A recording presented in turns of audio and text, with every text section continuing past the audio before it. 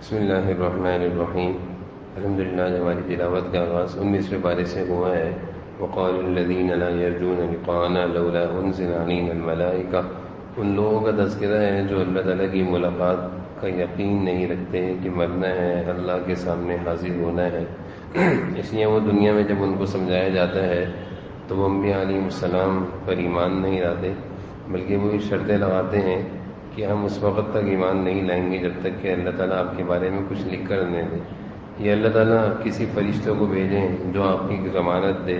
تو ہم آپ پر ایمان لائیں گے۔ اللہ تعالیٰ فرماتے ہیں کہ انہوں نے کچھ اپنی زیادہ قیمت لگا لی ہے، ان کو اندازہ ہو جائے گا جب قیامت آئے گی تو اس وقت ہی وہاں کے مناظر دیکھنے کے بعد کہیں گے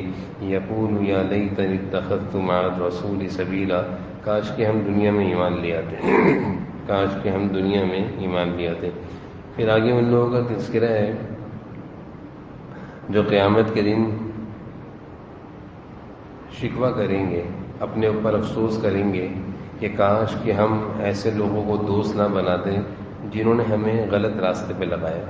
گمراہی کے راستے پہ لگایا۔ لیتنی لم اتخذ فلانا خلیلا، گمراہی اور غلط راستے پہ لگایا۔ اس آیت سے معلوم چلتا ہے کہ اگر اچھے دوست اور اچھی صحبت اگر کسی کو مل جائے تو یہ بڑی نعمت ہے، اور برے دوست بری صحبت یہ بڑی خطرناک چیز ہے۔ بسا اوقات برے دوستوں اور بری صحبتوں کی وجہ سے اچھے گھرانوں کے اچھی سوسائٹی کے بچے برباد ہو جاتے ہیں، برے دوستوں بری صحبتوں کی وجہ سے۔ اس نے اس آیت میں بھی وہ لوگ کل قیامت کے دن اپنی دنیاوی زندگی پر افسوس اور شرمندگی کا اظہار کریں گے کہ کاش کہ ہم ایسے لوگوں کے ساتھ نہیں اٹھتے بیٹھتے جن لوگوں کے ساتھ اٹھنے بیٹھنے سے ہم دین سے دور ہوئے اور گمراہی کے اور گناہوں کے راستے پر چلے۔ پھر آگے اللہ کے نبی کا شکوہ ہے، اللہ تعالیٰ کے سامنے کہیں گے کہ یا ربی ان قوم اتخذوا، اے اللہ یہ میری قوم کے لوگ ہیں، انہوں نے قرآن کریم کا حق ادا نہیں کیا تھا۔ قرآن کریم کو چھوڑنے کا ایک مطلب تو یہ ہے کہ اس پر ایمان نہ لایا جائے، اور ایک یہ ہے کہ ایمان تو لے آئے لیکن اس پر عمل نہیں کرتے، اس کی تلاوت نہیں کرتے، اس کے پڑھنے کا جو صحیح طریقہ ہے وہ سیکھتے نہیں ہیں۔ افسوس کی بات ہے کہ آج کا مسلمان اس کو بہت ساری زبانیں آتی ہیں، سیکھتا ہے،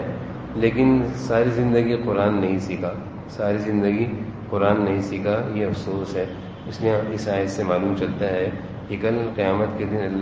اللہ تعالیٰ کے سامنے جناب نبی کریم صلی اللہ علیہ وسلم اپنی امت کے ان لوگوں کے بارے میں شکایت کریں گے جو قرآن کریم کو نہیں پڑھا کرتے تھے۔ وہ خوش نصیب لوگ ہیں جن کی زندگیوں میں قرآن کریم کی تلاوت کا معمول ایسے ہے کہ وہ اپنے کھانے پینے ہر چیز سے زیادہ قرآن کی تلاوت کو اہمیت دیتے ہیں، اور صرف پڑھتے نہیں ہیں بلکہ سیکھ کر صحیح طریقے سے قرآن کریم کو پڑھتے ہیں۔ پھر آگے انبیاء علیہ السلام کا تذکرہ ہے،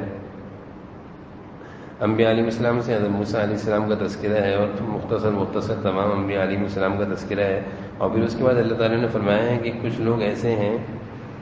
ایسے ہیں جن کا مذہب ان کی اپنی خواہش ہے، ارأیت من اتخذ الہہ ہوا، اور اس طرح کے لوگ دنیا میں بہت زیادہ ہیں، جو دل میں آیا وہ کر لیا، یہ نہ سوچا کہ یہ جو میں کر رہا ہوں ایسا کرنا صحیح ہے، جائز ہے، ناجائز ہے، بلکہ اپنے دل کی خواہش کو وہ ہر چیز پر اوپر رکھتے ہیں، یعنی اللہ تعالیٰ کے حکموں کو بھی نعوذ باللہ وہ پیچھے چھوڑ دیتے ہیں، اور اپنے دل کے ارمان اور اپنے دل کی خواہش کو پورا کرنے کو وہ لازم سمجھتے ہیں۔ اللہ تعالیٰ فرما رہے ہیں کچھ اس طرح کے لوگ بھی دنیا میں بہت زیادہ آباد ہیں۔ پھر آگے اللہ تعالیٰ کی قدرتوں کا تذکرہ ہے، آسمان سے پانی برسانا، اور اسی طرح اس پانی کے برسنے کے بعد اللہ تعالیٰ زمین سے مختلف قسم کی چیزوں کو اگاتے ہیں، اور مختلف جو مخلوق ہے ان کی ضروریات کو اس پانی سے پورا کرتے ہیں۔ پھر اللہ تعالیٰ نے دو دریاؤں کا تذکرہ فرمایا ہے، ایک میٹھے پانی کا دریا ہے اور ایک کڑوے پانی کا، اور دونوں کے درمیان میں ایک آڑ ہے جو کسی کو نظر نہیں آتی، لیکن اللہ کا نظام ہے کہ میٹھا پانی کڑوے پانی میں نہیں داخل ہوتا اور کڑوا پانی میٹھے پانی میں داخل نہیں ہوتا، یہ اللہ کا نظام ہے جو دنیا میں چل رہا ہے۔ پھر آگے اللہ تعالیٰ آسمان و زمین کا تذکرہ فرمانے کے بعد کچھ اپنے مخصوص بندوں کو ان کی خوبیوں کو بیان کرتے ہیں، اور یوں کہہ کر بیان کرتے ہیں عباد الرحمن، کچھ ہوتے ہیں عباد الشیطان، شیطان کے بندے، شیطانی کاموں کی وجہ سے کہلاتے ہیں، اور کچھ ہوتے ہیں عباد الرحمن، اللہ کے بندے جو اچھے کاموں کی وجہ سے اللہ تعالیٰ ان کو اپنا بندہ کہہ رہے ہیں۔ تو ان کی خوبیوں کو بیان کیا جا رہا ہے کہ جب وہ زمین میں چلتے ہیں، یعنی وہ اللہ کے بندے زمین میں عاجزی کے ساتھ چلتے ہیں، تواضع کے ساتھ چلتے ہیں، اکڑ کر نہیں چلتے، اور زبان کی نرمی اس قدر کہ اگر کوئی ان سے الجھے تو سلام کرتے ہیں، خاموشی اختیار کرتے ہیں، الجھتے نہیں ہیں۔ پھر اگلی خوبی یہ ہے کہ راتوں کا کچھ حصہ اللہ کی عبادت میں، سجدوں میں اور تلاوتوں میں گزارتے ہیں، اور پھر اس کے بعد عبادت کے باوجود تکبر نہیں کرتے بلکہ اللہ تعالیٰ سے قبولیت مانگتے ہیں۔ عبادت کرنا اور اپنے اندر بڑائی کا اظہار کرنا کہ یہ عبادت میرا کوئی کمال ہے، اس سے محفوظ ہے۔ اسراف نہیں کرتے، بخل نہیں کرتے، درمیان کا راستہ اختیار کرتے ہیں، شرک نہیں کرتے، قتل نہیں کرتے، بدکاری جیسے گناہوں سے محفوظ رہتے ہیں اور تمام گناہوں سے وہ بچتے ہیں۔ پھر اگر کوئی گناہ ہو جائے ان سے تو سچی توبہ کرتے ہیں، اور سچی توبہ کا اللہ تعالیٰ اثر بتا رہے ہیں کہ جب کوئی انسان جب اس سے کوئی گناہ ہو جائے وہ سچی توبہ کرے تو اللہ تعالیٰ اس کو معاف بھی فرما دیتے ہیں اور اس کے گناہ کو مٹا دیتے ہیں اور اس جگہ پر نیکی لکھ دیتے ہیں۔ پھر آگے اللہ تعالیٰ نے ان کی خوبی بیان فرمائی کہ گناہوں کی مجلس میں شریک نہیں ہوتے، یعنی اللہ کے جو نیک بندے ہوتے ہیں وہ ایسی محفلوں میں، ایسی تقاریب میں نہیں جاتے جہاں اللہ کی نافرمانی ہوتی ہے۔ پھر آگے فرمایا کہ قرآنی آیات کا اثر لیتے ہیں، یعنی ان کے اوپر قرآنی تلاوت اور قرآنی آیت کا اثر ہوتا ہے، ان کے دل نرم پڑ جاتے ہیں۔ پھر آگے فرمایا کہ وہ اپنی دعاؤں میں اپنے لیے بھی دعا کرتے ہیں اور اپنے بیوی بچوں کے لیے بھی اللہ تعالیٰ سے متقی بننے کی دعا مانگتے ہیں کہ اللہ ہماری بیوی بچوں کو بھی آنکھوں کی ٹھنڈک اور متقی بنا دیجیے۔ سورہ شعراء ہے، اس صورت کے آغاز میں حضور اکرم صلی اللہ علیہ وسلم کو تسلی دی جا رہی ہے۔ آپ صلی اللہ علیہ وسلم کفار کے ایمان نہ لانے پر اور ایمان قبول نہ کرنے پر آپ افسردہ رہا کرتے تھے۔ اللہ تعالیٰ تسلی دے رہے ہیں کہ آپ ان کے ایمان نہ لانے پر پریشان نہ ہو۔ ان کا ایمان نہ لانا اس وجہ سے نہیں ہے کہ انہوں نے اللہ کی نشانی نہیں دیکھی، بلکہ سب ان کو معلوم ہے، لیکن ضد ہے، عناد ہے، ہٹ دھرمی ہے، جس کی وجہ سے ایمان نہیں لاتے۔ پھر اللہ تعالیٰ نے سورت میں مسلسل یہ مضمون بیان کیا ہے کہ اگر طالب حق جس کے دل میں سچی طلب ہو تو وہ اللہ کی زمین میں ہر طرف اس کے لیے بے شمار نشانیاں ہیں، اللہ کی زمین میں اس کے لیے بے شمار نشانیاں ہیں جنہیں دیکھ کر وہ حق کو پہچان سکتا ہے۔ یہ آیت اللہ تعالیٰ اس صورت میں بار بار لے کر آئے ہیں، ان فی ذلک لآیہ وما کان اکثرهم مؤمنین وان ربک لہو العزیز الرحیم، کہ اگر کسی کے اندر سچی طلب ہے تو اس کے لیے بہت ساری نشانیاں ہیں، وہ کسی بھی چیز کو دیکھے گا اس سے اس کو اللہ کی معرفت نصیب ہوگی۔ پھر آگے حضرت موسیٰ علیہ السلام کا تذکرہ ہے کہ فرعون نے ان کی دعوت کو جھٹلایا، اور پھر اس کے ساتھ فرعون نے ان کو جادوگر کہہ کے جھٹلایا اور ان کو نیچا کر دکھانے کے لیے جادوگروں سے ان کا مقابلہ کرایا۔ اس ساری چیز کا تذکرہ ہے۔ پھر آگے ظالم فرعون کے بارے میں اللہ تعالیٰ بیان فرما رہے ہیں کہ جب اللہ تعالیٰ کسی ظالم کی پکڑ کرتے ہیں تو فرعون اپنے محل میں اور اپنے آرام کی زندگی میں، اپنے آرام اور عیش و آرام میں مزے کر رہا تھا، لیکن بنی اسرائیلیوں پر ظلم کر رہا تھا۔ اللہ تعالیٰ کا حکم ہوا اور فرعون کو اللہ تعالیٰ نے اس کے محلات سے نکال کر وہ دریا میں آ کر اس کو غرق کیا، اور انہی محلات میں وہ بنی اسرائیل آباد ہوئے جن پر فرعون ظلم کیا کرتا تھا۔ تو یہ اللہ کا نظام ہے۔ بس اوقات ظالم اور جاہل انسان یہ سمجھ رہا ہوتا ہے کہ یہ دولت اور یہ میرا غرور اور یہ میرا تکبر اور یہ میری ساری عیش و آرام اور تعلقات ہمیشہ رہیں گے، لیکن اللہ کی جو لگام ہے وہ بے آواز ہے۔ جب وہ اللہ تعالیٰ کی پکڑ آتی ہے، جب اللہ تعالیٰ کی پکڑ آتی ہے تو اللہ تعالیٰ ایسا بھی کر دیتے ہیں کہ ظالم کو نکال کر اس جگہ پر مظلوم کو لا کر آباد کر دیتے ہیں، جیسے کہ بنی اسرائیل کے ساتھ اللہ تعالیٰ نے فرعون کے ساتھ ایسے ہی کیا کہ فرعون کو غرق کیا اور انہی گھروں میں، انہی محلات میں جس میں فرعون رہا کرتا تھا، بنی اسرائیلیوں کو آباد کیا۔ آگے حضرت ابراہیم علیہ السلام کا تذکرہ ہے، اپنی قوم کو اللہ کی قدرت بیان کر کے سمجھا رہے ہیں کہ تمہارے معبود تو ایک جگہ پر جم کر بیٹھے ہوئے ہیں، نہ تمہاری پکار سنتے ہیں، نہ تمہیں نفع پہنچاتے ہیں، نہ نقصان سے بچاتے ہیں، اور میرا اللہ تو وہ ہے جس نے مجھے پیدا کیا اور وہی مجھے کامیابی دکھا دیتا ہے، وہی مجھے کھانا کھلاتا ہے، وہی مجھے پانی پلاتا ہے، اور جب میں بیمار ہو جاؤں تو وہ اللہ مجھے شفا بھی دیتا ہے۔ تو اللہ تعالیٰ کی قدرت کو اس انداز میں حضرت ابراہیم علیہ السلام ان بت پرستوں کے سامنے بیان کر رہے ہیں کہ کسی طرح وہ اللہ کی قدرت اور وحدانیت کو سمجھیں اور بتوں کی عبادت سے وہ توبہ ہو جائیں۔ پھر آگے حضرت نوح علیہ السلام کا تذکرہ ہے، قوم کو سمجھا رہے تھے قوم نے حضرت نوح علیہ السلام سے کہا کہ ہم آپ پر ایمان کیسے لائیں؟ واتبعک الارذلون، آپ پر ایمان لانے والے تو ذلیل قسم کے یعنی کمزور لوگ ہیں جن کی معاشرے میں کوئی عزت نہیں. یعنی وہ یہ سمجھ رہے تھے کہ اگر آپ پر ایمان لانے والے مالدار ہوں اور عہدے منصب والے لوگ ہوں تو آپ کے قبولیت کی علامت ہے، جبکہ ایسا نہیں ہے. تمام انبیاء علیہ السلام پر ایمان لانے والے جو ابتدا میں جو لوگ تھے وہ مالی لحاظ سے کمزور تھے. ان کے قوم میں ان کی اتنی زیادہ عزت نہیں تھی، لیکن اللہ کے ہاں ان کا بڑا مقام اور مرتبہ تھا. حضور صلی اللہ علیہ وسلم کے صحابہ کے بارے میں ایسے ہی آتا ہے کہ آپ پر ایمان لانے والے بعض ایسے دیہاتی تھے کہ آپ صلی اللہ علیہ وسلم ان کے بارے میں فرماتے تھے کہ اللہ کے ہاں ان کا بڑا اونچا مقام ہے، دنیا والوں کے ہاں ان کا کوئی مقام اور مرتبہ نہیں. جیسے کہ حضرت بلال حبشی کے بارے میں آتا ہے کہ وہ زمین پر چلا کرتے تھے لیکن پاؤں کی آہٹ آسمان پر سنی جایا کرتی تھی. جب حضور صلی اللہ علیہ وسلم معراج کی رات گئے تو آپ کو بتایا کہ یہ جو آواز آ رہی ہے یہ آپ کے غلام بلال حبشی کی ہے. تو بہرحال حضرت نوح علیہ السلام کی دعوت جب مالداروں تک پہنچی تو انہوں نے کہا ہم تو آپ کی دعوت کو قبول نہیں کریں گے، کیونکہ آپ پر ایمان لانے والے تو بڑے کمزور ہیں، غریب ہیں، فقراء ہیں، مسکین ہیں، معاشرے میں ان کی کوئی عزت نہیں، یعنی معاشرے میں کوئی ان کے پاس عہدہ اور منصب نہیں. اس لیے حضرت نوح علیہ السلام کی دعوت سے وہ قبول کرنے سے پیچھے ہٹ رہے تھے. پھر آگے اللہ تعالیٰ نے دیگر انبیاء علیہ السلام کا تذکرہ فرمایا، حضرت لوط علیہ السلام کا تذکرہ فرمایا اور ان کی قوم میں جو برائی تھی اس کا تذکرہ فرمایا اور ان کی قوم پر اس برائی کی وجہ سے جو اللہ کا عذاب آیا اس کا تذکرہ، اور اس کے بعد حضرت شعیب علیہ السلام کا تذکرہ ہے اور ان کی قوم جو ناپتول میں کمی بیشی کرتی تھی اس کی وجہ سے ان پر جو اللہ کا عذاب آیا اس کا تذکرہ ہے. آگے اللہ تعالیٰ قرآن کا تعارف فرما رہے ہیں کہ نزل بہ الروح الامین، قرآن اللہ کی طرف سے رب العالمین کی طرف سے جبرائیل امین لائے ہیں. حضور اکرم صلی اللہ علیہ وسلم کے سینے پر یہ قرآن جبرائیل علیہ السلام کے واسطے سے آیا ہے، اللہ تعالیٰ کے سینے سے نکلا ہے، جناب نبی کریم صلی اللہ علیہ وسلم کے سینے میں آیا ہے. خوش نصیب ہیں وہ مسلمانوں کے بچے جن کے سینے میں یہ نور آیا ہے. اللہ کے سینے سے نکلا ہوا نور، جناب نبی کریم صلی اللہ علیہ وسلم کے سینے سے ہوتا ہوا یہ نور، مسلمانوں کے وہ خوش نصیب بچے جن کے سینوں میں یہ نور محفوظ ہوتا ہے. اس لیے وہ والدین بڑے خوش نصیب ہیں اور وہ بہت اچھا اور قیمتی فیصلہ کر بیٹھے ہیں کہ اپنے بچوں کو سینوں میں یہ نور داخل کیا جو اللہ کے سینے سے نکلا ہے. اور پھر جس کے سینے میں اللہ کے نکلا ہوا نور داخل ہو جائے وہ بچہ ہو، وہ انسان کیسے ناکام رہ سکتا ہے؟ اللہ تعالیٰ اس کو خوب ترقیوں سے نوازیں گے. پھر آگے سورۃ النمل ہے. نمل کہتے ہیں چونٹی.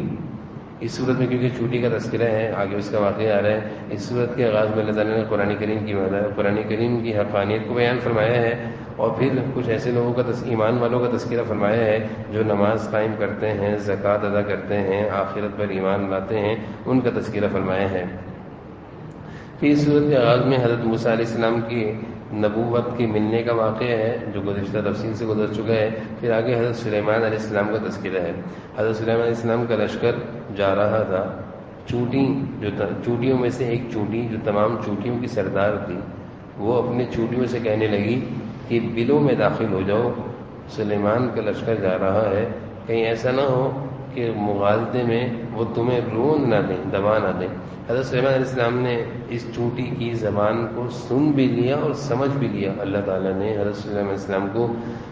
ہر لحاظ سے سب سے اعلیٰ قسم کی بادشاہت عطا فرمائی تھی، جو بادشاہ صرف انسانوں پر نہیں تھی بلکہ ساری مخلوق پر ایسی بادشاہت تھی کہ ساری مخلوق کی زبان کو بھی سمجھا کرتے تھے. اور ان کی بادشاہت میں، ان کی وزراء میں ساری مخلوق بھی شامل تھی، جس میں جنات بھی شامل تھے، جس میں ہدہد بھی شامل تھے اور جس میں انسان بھی شامل تھے. حضرت نوح علیہ السلام نے جب اس چونٹی کی آواز کو سنا اور سمجھا تو اللہ کا شکر ادا کیا، اللہ کا شکر ادا کیا کہ اللہ تعالیٰ نے مجھے کیسی بڑی نعمت سے نوازا ہے. یہاں سے یہ معلوم چلا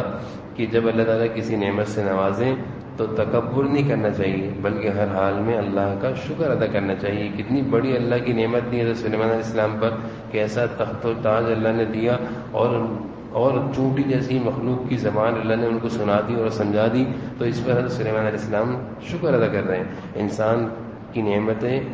ہمیشہ اس وقت تک رہتی ہیں جب تک کہ وہ اللہ کی نعمتوں کو اللہ کی عطا سمجھے اور اللہ کا شکر ادا کرتے رہے. جب انسان کے اندر کسی نعمت پر بڑائی آ جائے، تکبر آ جائے کہ یہ میرا کمال ہے، میری محنت ہے، تو پھر وہ نعمت زیادہ عرصے باقی نہیں رہتی بلکہ چھن جایا کرتی ہے۔ حضرت سلیمان علیہ السلام کی سلطنت بھی اللہ تعالیٰ نے زبردست قسم کی دی تھی، لیکن ان کے اندر تکبر نہیں تھا، وہ ہمیشہ اللہ کا شکر ادا کرتے تھے۔ حضرت سلیمان علیہ السلام کے لشکر میں ایک پرندہ تھا جس کا نام ہدہد تھا، سر پر اس کے تاج تھا اور چونچ تھی، چونچ زمین پر مار کر وہ یہ معلوم کر لیتا تھا کہ پانی زمین کے اندر کتنے اندر ہے، پانی زمین کی کتنی سطح میں ہے۔ اور حضرت سلیمان علیہ السلام اس کو اپنے ساتھ لیا کرتے تھے، اپنے تخت پر جب آپ سفر کیا کرتے تھے تو یہ بھی آپ کے ساتھ ہوتا تھا۔ پانی کی ضرورت جب بھی پڑتی تو ہدہد پرندے سے حضرت سلیمان علیہ السلام کہتے بھائی پانی تلاش کرو، ہمارا لشکر ہے، پانی وہ ہدہد پرندہ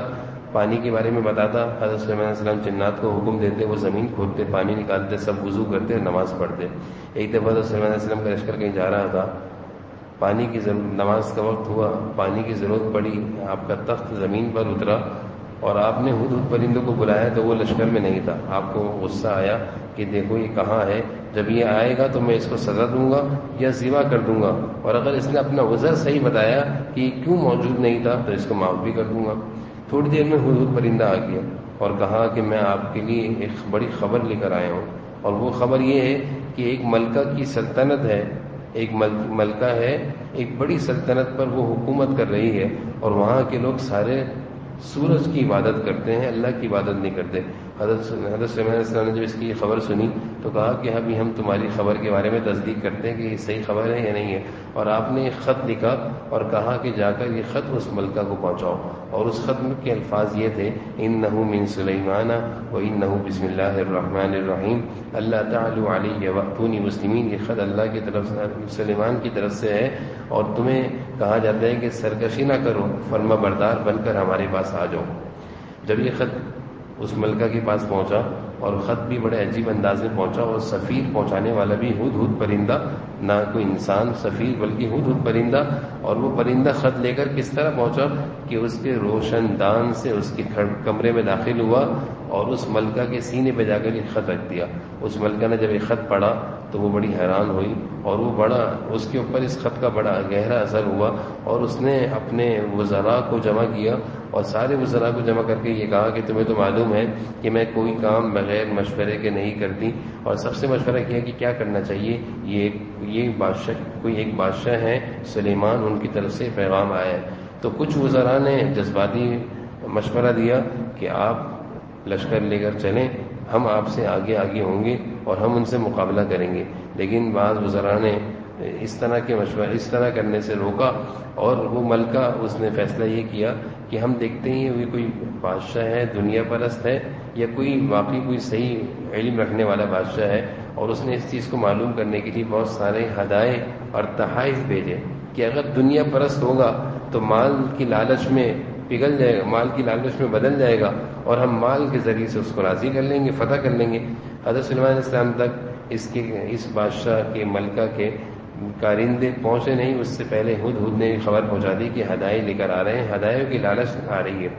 آپ نے اب جنات کو فوری حکم دیا کہ جہاں ہماری سلطنت ختم ہوتی ہے وہاں سے زمین پر سونے کی ٹائریں لگا دو۔ چنانچہ جب ملکہ کے وزیر اپنے ہدایے لے کر داخل ہوئے تو وہ تو بڑے شرمندہ ہوئے کہ یہ ایسا بادشاہ ہے جس کو مال کی ضرورت نہیں، اور وہ شرمندگی سے حضرت سلیمان علیہ السلام کے پاس پہنچے۔ آپ نے کہا ہمیں مال کی ضرورت نہیں ہے، ہمیں مال کی ضرورت نہیں، اور آپ نے وہیں ان وزراء کی موجودگی میں اپنے لشکر کو حکم دیا کہ بھائی کون ہے جو اس بادشاہ کو، اس ملکہ کو، اب اس کے تخت و تاج سمیت میرے سامنے فوری طور پر حاضر کرے گا۔ تو اس لشکر میں ایک جن تھا، اس نے کہا کہ میں اس کو حاضر کر دوں گا آپ کی مجلس ختم ہونے سے پہلے۔ حضرت سلیمان علیہ السلام نے کہا نہیں، یہ تو تاخیر ہے۔ حضرت سلیمان علیہ السلام کے لشکر میں ایک ایسے آدمی بھی تھا جس کو اللہ تعالیٰ نے دین کا علم دیا تھا، اور کچھ ایسے اس کے پاس علوم تھے جس کے ذریعے سے وہ ایک کرامت کے طور پر بہت سارے ایسے کام کر دیا کرتا تھا۔ اس نے کہا کہ آپ کی آنکھ پلک جھپکنے سے پہلے ملکہ اپنے تخت و تاج کے ساتھ آپ کے سامنے موجود ہوگی، اور اس نے ایسے ہی کیا، اور وہ ملکہ آپ کے سامنے موجود تھی۔ حضرت سلیمان علیہ السلام نے جب یہ منظر دیکھا کہ اللہ تعالیٰ نے میرے لشکر میں ایسے لوگوں کو بھی شامل کیا. پھر اللہ کا شکر ادا کیا. ھذا من فضل ربی، ھذا من فضل ربی، یہ میرے اللہ کا فضل ہے کہ اللہ تعالیٰ نے مجھے ایسی ایسی نعمتوں سے نوازا ہے. تو ھذا من فضل ربی یہ حضرت سلیمان علیہ السلام کا جملہ ہے. اور یہ اس وقت کہا تھا کہ جب وہ ملکہ اس کو حضرت سلیمان علیہ السلام کے لشکر کے ایک آدمی نے کئی دور میلوں کے سفر سے